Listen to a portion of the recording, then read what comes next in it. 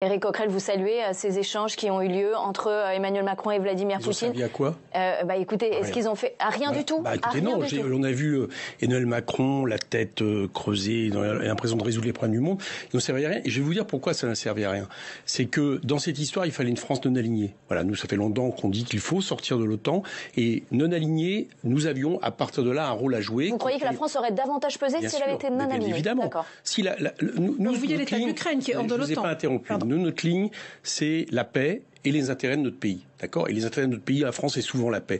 Donc si on n'avait pas été alignés, on aurait pu tenir une équidistance entre ce qui se jouait. Qu'est-ce qui jouait là-bas? D'un côté, et ça, Vladimir Poutine avait dit dès le début qu'il ne l'acceptait pas, le fait que l'OTAN l'Ukraine puisse rentrer dans l'OTAN, c'est-à-dire à la frontière russe. Et la deuxième chose, ce que nous avons dit, c'est que en même temps, c'est pour ça que nous condamnons ce que vient de faire Vladimir Poutine, on ne peut pas, par la force, s'emparer de frontières, remettre en question les frontières. Parce qu'à partir de là, il n'y a plus de souveraineté. Donc c'est pour ça que nous demandons là maintenant, que la France saisisse le Conseil de sécurité de l'ONU, de façon à poser cette question sur la table. Pour l'instant, il a reconnu l'indépendance, ils ne sont pas annexés, ça c'est absolument à faire, et que dans l'urgence aussi, on demande ça fait longtemps que nous le demandons, une conférence sur la paix et la sécurité en Europe via un organisme dans lequel ces pratiques, les Russes et les Américains sont aussi, de façon à ce qu'on discute aussi du fait que l'Ukraine, certainement ce qui va se faire Monsieur Poutine, ne rentre pas dans l'OTAN. Parce qu'à partir de là, je vous assure qu'aux frontières de la Russie, l'Alliance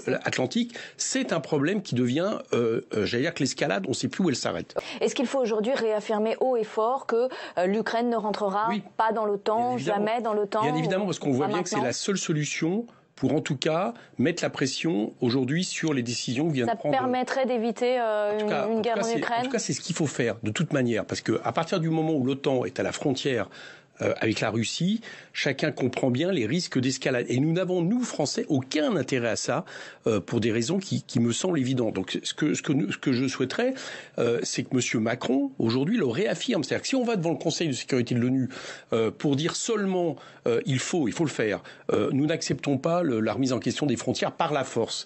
Mais qu'en même temps, on ne dise pas à l'avance aussi que l'Ukraine ne doit pas être intégrée à l'ONU, à l'OTAN, inévitablement, on voit bien qu'on met M. Poutine dans une situation, j'allais dire, soit de continuer ce qu'il est en train de faire, soit une situation qui... Mais est-ce que c'était pas un prétexte, finalement, de se servir de l'Ukraine rentre dans l'OTAN pour envahir, finalement, l'Ukraine? Je vous dis juste une chose. Imaginons, et ça a été le cas... Parce que l'Ukraine n'est pas sur le point de rentrer dans l'OTAN non plus. Quand les Soviétiques ont menacé de mettre des fusées à Cuba, imaginons 2 secondes la situation inverse par rapport aux Américains. Vous croyez que les Américains réagiraient comment si à leurs frontières, il y avait des troupes massées d'une alliance qui est tournée contre elle? Bien évidemment, ils n'accepteraient pas.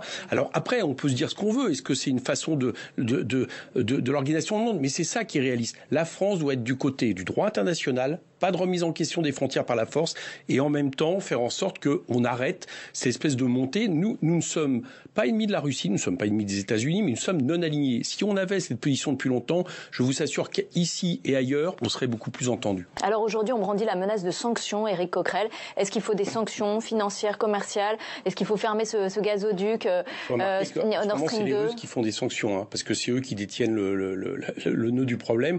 Les cours du gaz sont en train d'exploser là. Bon, donc c'est pour ça que on est approvisionné en gaz en grande partie par la Russie. Menacer de sanctions pour qu'à la fin, ça va nous retomber pas dans la capacité à faire quelque chose. Donc pas de sanctions. Je ne suis pas sûr. Et en plus, pour les populations, c'est des fois les populations qui en souffrent. Donc je crois beaucoup plus à la voie diplomatique telle que je vous l'ai dit, de manière ferme. Et je rappelle que ce que nous demandons en termes de conseil sur les frontières, c'est le Conseil de sécurité et d'organisation de l'Europe avec les États-Unis et la Russie. C'est ça qu'il faut faire ensuite.